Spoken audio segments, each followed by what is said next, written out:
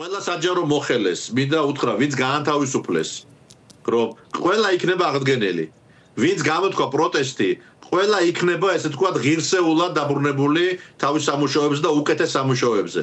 და პოლიციელს მინდა მიმართო, რომ მე არ ყველას ერთ ქვაბში არ ყური, უამრავი, მე უმეტესობა მე მიმაჩნია, რომ ძალიან პატიოსანი ადამიანები ყო ჩვენ პოლიციაში და ძალოვანში, მაგრამ სიჩუმე როცა შენი კოლეგები დანაშაულს ჩადიან, შენს დანაშაულის თანამონაწილეც ხდის. ამიტომ მეგობრებო, ჩემი პატივისცემა ყველა ფორმიან ადამიანს, ყველა ჯარისკაცს, ყველა ოფიცერს, მაგრამ ქვეყანა, ესე თქვა, უბსკულის პირას არის. არ შეიძლება თქვენ ტყუილში წახურობდეთ, თქვენ მუნდირს არ შეიძლება ამხელა ამდენი შეურაცხყოფა მიაყენოს ვიღაცა, რა ქვია, ხარებამ და ვიღაცა კრიმინალებმა. არ შეიძლება, მეგობრებო, ეს. თქვენი წოდებები, ესე თქვა, კაპიტნების თუ პოლკოვნიკების თუ გენერლების ესე როგორ არის? ბატონო მამუკა, ცოტა დრო დაგვრჩა და ბოლო კითხვა უკავშირდება რეჟიმის მიერ ინიციირებულ ახალ ცვლილებებს კანონში, რომელიც ითვალისწინებს ნარკოპოლიტიკის გამკაცრებას. პირობითად რო დავარქვათ ამას ასე. თქვენ იმიტომ გისვათ ამ კითხვას, რომ პრინციპში გასულ საპარლამენტო არჩევნებში ლელო და ძლიერი საქართველო იყო ის, რომელსაც თუ არ ვთქვი სამ მთავარ პრობლემასა და საპასუხო პროგრამულ პრიორიტეტს შორის ჰქონდა ეს შემოტანილი და ეს არის კიდეც რა თქმა უნდა ეროვნული მასშტაბის ტრაგედიაც არის, პრობლემაც არის, კრიმინალიც არის და ასე შემდეგ. როგორ უყურებთ რეჟიმის ამ ინიციატივას, რადგან ჩვენ ისეთ სიტუაციაში ვართ, როდესაც ნებისმიერი ახალი ინიციატივა, რომელსაც სტახანოვური ტემპით იღებს რეჟიმის პარლამენტი, როგორც წესი მიმართულია ახალი დამატებითი ინსტრუმენტების გასაჩერად პოლიციური რეპრესიული რეჟიმისათვის ხელში მისაცემა. და თქვენ როგორ აფასებთ ამას და არა მარტო ამ მათ ინიციატივას, არამედ ზოგადად ამ პრობლემას. გიორგი, უპირველეს ყოვლისა მინდა ვთქვა, რომ ქვეყანაში არის კატასტროფული მდგომარეობა ნარკოპოლიტიკის მხრივ. ჩვენ გვეღუპებიან ახალგაზრდები, მე არ შემხვედრი არც ერთი სოფელში ადამიანები, ვინც ამ პრობლემას წინას საარჩევნო დროზე დავდიოდი და ეხლაც, როცა შეხვედრები გვაქვს, რომ ეს პრობლემა არ აწუხებდეს მშობლებს. ესე იგი, ქვეყანა წალეკილია ყველანაირი ტიპის ნარკოტიკული საშუალებებით. 12 წელი არიან ესენი ხელისუფლებაში. რა გაკეთდა? არაფერი, იცით რატო? იმიტომ რომ ამ ნარკორეალიზაციაში ესენი არიან ჩარეულები. ქართული ოცნების მაღალჩინოსნები და ძალოვანები არიან ჩართულები, თორე ვინ მიცემს უფლებას ესე ამდენ, ესე თქვა, ტრანზიტის გატარებას და ამხელა დისტრიბუციას ქვეყნის მასშტაბით. ეხლა ეს რაც შემოიღეს, პირდაპირ მინდა გითხრათ, ეს არის ბლეფი, ეს არის ფარსი.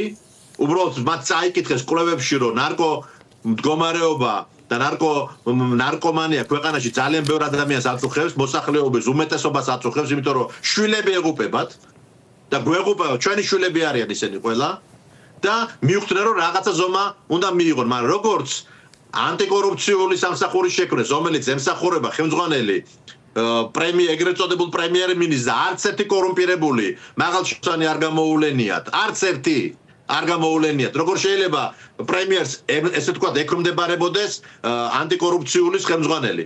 ეს ხო სისტემის ნაწილია. არც ერთი კორუმპირებული ადამიანი და ჩინოვნიკი არ გამოუვლენიათ. ისე იქნება ეს.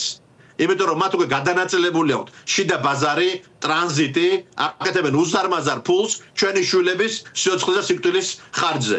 ამიტომ ეს არის ბლეფი, როგორც არის ბლეფი თავიდან ბოლომდე ბიძინა ივანიშვილი. მისი შეთითხნილი და აი შეკოწეწებული ბოდიში ამ სიტყვაზე ბანდა, რომელიც ემსახურება სხვა ქვეყანას, როგორი ნამუსი უნდა კონდეს, რომ გერქვა საპატიო თავმჯდომარე ეგრეთ წოდებული მართველი პარტიის და დასანქცირებული იყო დემოკრატიული სამყაროს მხრიდან სხვა ქვეყნის აგენტობაში. საერთოდ რაზე ვსაუბრობთ? შინაგან საქმეთა მინისტრი მაგნიცკის სიაშია მოხვედრილი და ამას ქართული საზოგადოება პირველ რიგში ქართული ოცნების ამორჩეველი ნორმად მიიჩნევს. ბიძინა ივანიშვილი არის აგენტობაში დასანქცირებული. ქართველებს ხარ დაუსანქცირებიათ, იგი შეერთებულმა შტატებმა დაასანქცირა აგენტობაში, ხალხო. ამიტომ ეს არის სულ ბლეფი, ამათ ფულის კეთების. მე ერთი დღე მინდა წარმოვიდგინო, როცა ნამდვილად გვეყოლება ესე თქვა სასამართლო, სხვადასხვა სააკაშვილს მიუსაჯეს, პრეზიდენტ სააკაშვილს მიუსაჯეს, ესე თქვა 9 წელი პიჯაკების გაფლანგვის საქმეზე, ხო? მილიონები აქვთ მოპარული და ჩვენ ვიცით რომ თავის შულს წინა პრემიერი იმას საკუთარი თვითმფრინავით სახელმწიფო თვითმფრინავით ამგზავრებდა იმაში მე ველოდები როცა გაიხსნება გრიფით საიდუმლო ეს საქმეები და ეს ყველა ეს ადამიანი წარდგება ესე თქვათ მარცაჯულების ნამდვილი მარცაჯულების წინაშე თორე პრეზიდენტების წინააღმდეგ გიორგი ჩვენ ძალიან ბევრი საქმე გვინახავს საფრანგეთშიც შეერთებულ შტატებში პრეზიდენტ ტრამპის მიმართ რამდენი ესე თქვათ საქმე იყო აღძრული მაგრამ იქ არსებობს ერთი რამ იქ არსებობს განცდა რომ სასამართლო არის დამოუკიდებელი და დღეს რასთანაც აქვს საქმე წინა ხელისუფლების ნაციონალური მოძრაობის მიერ შექმნილი კლანი რომელიც გადმოიბერა ბიძინა ივანიშვილმა ის სასამართლოს წინა ხელისუფალს ამას ჩვენ შევცვლით თორე რო არ შევცვალოთ მურუსიძე იქნება პირველი ვინც ბიძინას დაიჭერს გარანტიას გაძლევთ მაგრამ ამას შევცვლით ჩვენ იმიტომ რომ ეს ქვეყანა ვერ განვითარდება უნდა დაგემშვიდობოთ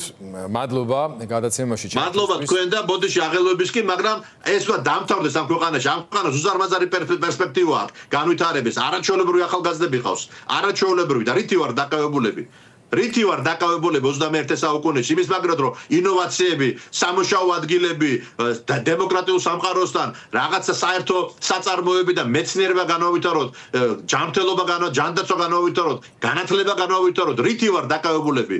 რითი? რომ არჩევნები არ ჩატარდეს ახალი ერთხელ რომ სამუდამოდ რომ ხალხმა ამოისუთქოს და მიხვდეს რომ ვისაც აირჩიოს მერე აირჩიოს და ის იყოს მართველი მაგრამ ესე ქვეყანა მიდის უბსკულისკენ და ამის ავტორი არის ბიძინა ივანიშვილი და თელი პასუხისმგებლობა მას დაეკისრება და მაგას პირდაპირ გეუბნებით ძალიან სერიოზულ პასუხს მოთხოვს ქართველი ხალხი აუცილებლად იმიტომ რომ ესე ღალატი ქვეყნის არ შეიძლება რაც ის აკეთებს თავის ოცნების ბანდასთან ერთად